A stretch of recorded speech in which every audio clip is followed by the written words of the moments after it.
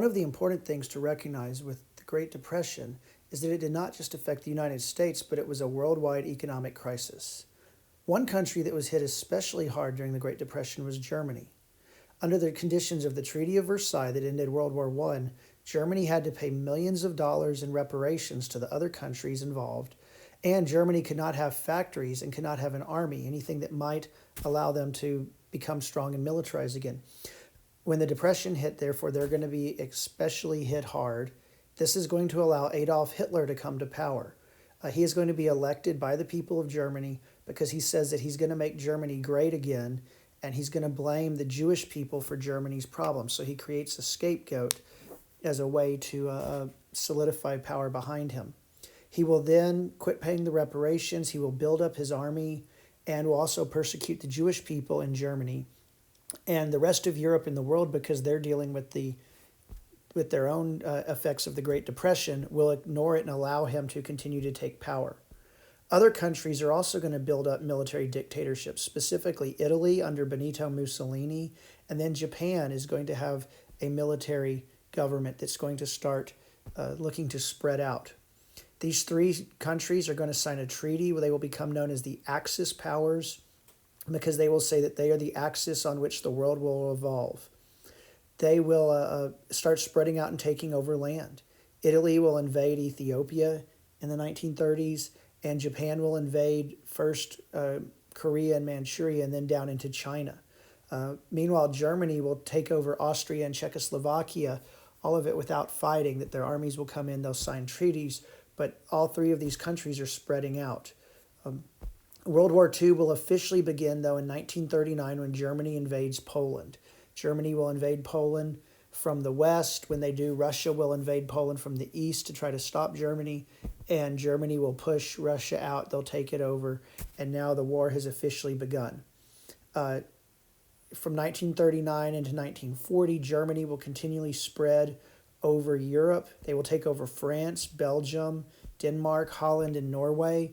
They will sign treaties with other countries, or other countries will stay neutral, where by roughly 1940, 1941, Germany will control all of the continent of Europe except for England and Russia, which they will invade. The U.S., meanwhile, is going to debate what to do. Many Americans wanted to stay out of the war. They were worried about the Depression. President Franklin Roosevelt said that the United States would stay neutral. We would not get involved. But as the war continued in Europe and Asia, the U.S. realizes that they do need to help, that Germany and Japan and Italy are threats to world peace. And so they're going to start the U.S. is sending more and more aid to the Allied powers. The Allied powers were Great Britain, France, and the Soviet Union, and then just Great Britain and the Soviet Union after France falls. The question is then, the U.S. realizes they're going to have to get involved. How are we going to do this? When are we going to do this? And that answer is made for the United States on December 7th, 1941, when Japan will attack the U.S. naval base at Pearl Harbor in Honolulu, Hawaii. The Japanese will surprise the Americans' fleet there, the Pacific Fleet. They will damage 20 American ships. The attack will kill 2,400 American soldiers and will wound another 1,000 U.S. soldiers. The next day, December 8th, Franklin Roosevelt will go before Congress. He will give his message explaining why we need to go to war, and the U.S. Congress will vote to declare war on Japan on December 8th, 1941. Because of the Axis powers treaty, as soon as we declare war on Japan, Germany and Italy will declare war on the United States. Texans are going to be very involved in the war effort, and Texas is going to be very involved, just like with World War I. One of the Texans who's going to have the first and earliest impact is a man by the name of Doris Miller. He is an African-American sailor from the Waco area. At the time, the military was segregated. African-Americans were in separate segregated units. They weren't allowed to serve with whites in the Army, but in the Navy, it was integrated, that you had African-Americans and whites serving together, but the jobs for African-Americans in the Navy were segregated. Doris Miller served on the USS West Virginia. At the time, the only jobs available in the Navy for African Americans were either working in the laundry or in the kitchen. And he was assigned to the kitchen. He was there in Pearl Harbor when his ship was attacked. It was bombed. As the ship was sinking, he went on deck and he manned a deck gun. He hadn't been trained on it, but he was there to protect his fellow soldiers, and he used it to shoot down several Japanese planes. Officially, they know he shot down two. Some accounts put it as high as 6 Japanese planes that he shot down as his ship was sinking. He then pulled several sailors to safety and officers as the ship sank, and so he was a big hero. He will win the Navy Cross for his actions, which is the highest award the Navy gives out. He will not, though, receive the Congressional Medal of Honor, which is the highest award Congress gives out, that our country gives to soldiers for bravery in the face of battle, in the face of death. Because of racism, they will say that he was not supposed to be on the deck using that gun. He was assigned to the laundry, and he should have stayed in the laundry. So Congress will use that as an excuse not to give him the Congressional Medal of Honor. But he's going to be a huge hero for Texans and African Americans around the country. By the end of the war, hundreds of thousands of Texans of all ethnicities will either sign up or will be drafted. That by 1945, when the war ends, 750,000 Texans will have served in World War II. Like with World War I, Texas is going to play a major role in training troops for the war effort. There will be 15 Army camps established in Texas, and 1.2 million U.S. troops will train in Texas to get ready to go fight in Europe and the Pacific. Fort Sam Houston in San Antonio, Fort Bliss in El Paso, and Fort Hood and Killeen will all be major forts, training bases that are still around. Camp Barkley will be created in Abilene, which will also serve as a training base for soldiers. There will also be 40 air bases in Texas. Randolph Field in San Antonio is still around as a major one. And in Corpus Christi, with its location on the Gulf of Mexico, the Naval Air Station will be created, which was the largest naval air training center in the world, as it trained pilots so now that they could take off and land on aircraft carriers and fight from these aircraft carriers. Corpus Christi and the Naval Air Station is going to be a major impact on that. One of the things we see in World War II also is the role of women in the military, that women are going to fill roles in the military. A lot of them are domestic roles, allowing men to go and fight. Women were not allowed on the front lines yet. But 12,000 Texas women will serve in the armed forces during World War II. Important one is Oveta Culp Hobby, the wife of a former governor. In 1941, she is going to head up the Women's Army Corps, also known as the WACs. These are women that serve in the Army. They're officially members of the Army, and they're going to perform jobs in the U.S., administrative jobs, clerical jobs, things like that, that allows the U.S. male soldiers to go and fight overseas. Another group we see that's going to be prominent in Texas is the Women's Auxiliary Service Pilots, also known as the WASPs. These were women pilots. They learned to fly. They flew all the same planes as the men, and their job was to fly the planes in the United States, to transport stuff, to move planes, to get the bombers where they needed to go, so that all the male pilots could then go serve in Europe and the Pacific. Avenger Field in Sweetwater is going to be a major WASP base, and they still have a WASP museum in Sweetwater and a WASP reunion every year at Avenger Field in Sweetwater. Other Texans that are going to be involved, more than 150 generals and 12 admirals will have Texas ties during World War II. Dwight Eisenhower, the commanding general in Europe, was born in Denison, Texas. He moved to Kansas as a baby, and that's what he claimed as his home, but he was born in Texas. Chester Nimitz, the commanding admiral in Asia, the leader of the Pacific Front, is going to be from Fredericksburg, Texas, and his home is now a museum there in Fredericksburg to the war in the Pacific during World War II. Doris Miller, as we already mentioned, is another Texas war hero. He, of course, won the Navy Cross at Pearl Harbor. Doris Miller will die in 1943 when the ship that he was on after, of course, the USS West Virginia sank at Pearl Harbor. He was transferred to another ship, and that ship was sunk by the Japanese in the Pacific, so he will give his life in the war effort. Audie Murphy is from East Texas. He is the most decorated hero of the war. He will win every single medal that the United States gives out as well as medals from other countries like France and Great Britain. And then Samuel Dealey, a submarine commander from Dallas, his will become famous. His sub will sink 16 Japanese warships in the Pacific, but he will eventually also die in combat, giving his life to his country when his sub was sunk in 1944. But that he will have sunk 16 Japanese warships. One thing we do still see is discrimination in the armed forces in the United States. The United States Army was segregated. African Americans served in separate units.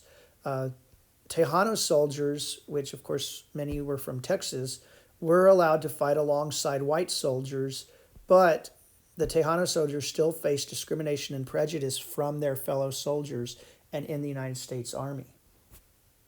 So, life on the home front. What was life like for Texans during the war? One thing we see is after the Japanese attack on Pearl Harbor, a lot of Americans become fearful of spies, that how could Japan surprise us? And so you see a lot of worry along the coast that this may happen both in the, on the California, on the Pacific side, but also in the Gulf of Mexico. They become worried about Japanese air attacks. And so we're going to have things like blackouts where everyone has to put up dark curtains so that no light can be seen at night. You have air raid drills where they practice what to do if a bomber was to come. And we have what's called the Civil Air Patrol in Texas. This is founded by David H. Byrd in 1941. These are private pilots who patrolled the Gulf looking for Japanese or German submarines, none of which ever made it into the Gulf of Mexico. Texas was never attacked, but that fear was there, and so the Civil Air Patrol patrolled. One of the big things Texans will do is have to make sacrifices for the war effort, along with other Americans. The U.S. government will impose rationing on supplies. This is the limiting of supplies to civilians so that the items could go to soldiers or be used for the war effort, just like we saw during World War I.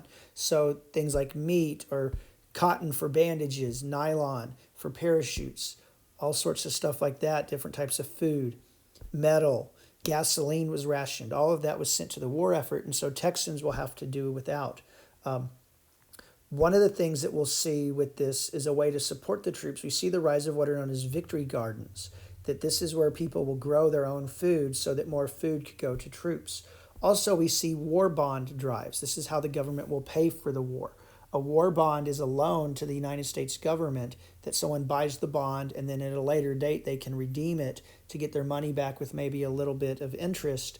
But at the time, it's a private citizen loan to the government, and that's how the U.S. government is going to mostly pay for the war. One of the other things we see in Texas, not just with these army bases training soldiers, but at these bases, a lot of them are going to hold prisoner of war camps. There will be 70 prisoner of war camps in Texas that will house 45,000 German prisoners of war. So people who were captured in Germany were sent to the United States to be kept in these prisoner of war camps. Again, 70 of which will be in Texas. One of these German prisoner of war camps was actually outside of Abilene at Camp Barkley, which will have an escape where 12 prisoners will actually escape. They will eventually be rounded up, but will be a very exciting, kind of nervous thing for the Abilenians as these German prisoners of war were loose in Taylor County. Another thing we see, which is one of the black marks on American history and on our U.S. government, is after Pearl Harbor, the U.S. government, again fearful of another Japanese attack, will round up hundreds of thousands of Japanese Americans on the West Coast, specifically in California, Oregon, and Washington State, and send them to what they called internment camps throughout the Midwest. These were American citizens. They had been born in America. Many of their sons will go on, who were of age, will go on and fight for the United States during the war, but their families will be rounded up, parents, children, old people, and sent to these camps that were pretty much prison camps throughout the Midwest for fear that they might be spies for Japan. None of them were. And a lot of these people, their homes were lost, their businesses were lost. They were sent to these camps. We had one of these internment camps in Texas, at Crystal City, Texas. And again, these were American citizens, Japanese Americans, who were sent to these camps during the war. For Texas industry and agriculture during the war, there's going to be an increased industrial production in Texas. The U.S. needed tanks, it needed guns, it needed planes, and so factories are going to be established all over the country to build the things that the government needed. The Texas production of oil is going to skyrocket because the U.S. needs to buy it for the war effort, and so no matter how much oil Texans produced, the price was set and they could make a lot of money. So the oil industry is going to do very well during World War II. We're going to see a lot of these factories are going to open up. Fort Worth will have an airplane factory that will be built that at the time will be the largest airplane factory in the world. It will be over 1 mile long. In Houston and Galveston, we see shipyards that are going to turn out battleships. With so many men off fighting, women and minorities are going to get access to these factories jobs. So we see a change of workers on the home front. This is a big point in women's history of women entering the workforce and then wanting to stay after the war was over. They're going to enter by the thousands. Rosie the Riveter becomes the national image of these women working in factories and is still an image you see today. Mexican Americans and African Americans are going to move to cities for jobs. You know, places like Houston, Fort Worth, Dallas, Austin, San Antonio. As they move, this is a major migration, not in Texas, but also nationally. These ethnic groups are going to settle in ethnic neighborhoods because of segregation in housing, and so you'll get large African American neighborhoods in Houston, large Tejano neighborhoods in Houston and Austin and other places. And this is going to later, after the war, establish these groups as voting blocks. That means they're going to be able to start influencing politics in their city and in the state because they're going to have the majority in those neighborhoods. And Texas farmers are going to expand their production of crops, especially cotton, because cotton is needed for the war effort. And so they're going to grow, and it's going to be a major boom for these industries. Well, the war is eventually going to come to an end. It comes to an end in 1945. On May 8th, 1945, Germany is going to surrender. The Allied forces, after landing in 1944 at Normandy Beach on D-Day, will steadily march towards Germany now that they've made it. The Allied forces had made it into Europe, and Hitler will commit suicide, and on May 8th, 1945, Germany will surrender. Again, what's known as VE Day, for Victory in Europe Day. And this is on Victory in Europe Day, when Germany surrenders. This is when the Allies really discover about the Holocaust, of Germany's use of concentration camps to kill over 6 million people, the majority of whom were Jewish, but they also attacked Roma, who are also called gypsies. They attacked people. They executed people who were mentally challenged, homosexuals, Polish, Czechs. Anyone who they felt was inferior to the German people, they sent to these concentration camps and had them executed. And so this is when the war atrocities really become known. The war in the Pacific will end in August of 1945. The U.S. is preparing to invade Japan. They knew this would be heavy casualties, so the United States will use a new weapon that they had created that hadn't been tested yet, called the atomic bomb. And in August of 1945, the U.S. will drop the first atomic bomb on Hiroshima, Japan, killing 146,000 people. 2 days later, the United States will drop a second atomic bomb on Nagasaki, Japan, killing 80,000 people and totally leveling the two cities. Then August 15th, 1945, Japan will surrender, what's known as VJ Day, so Victory Japan Day. And with that, World War II will come to an end, and Texas will move on to the next phase of what do we do now that the war is over. The U.S. is a major power. How does Texas respond in what we call the modern era?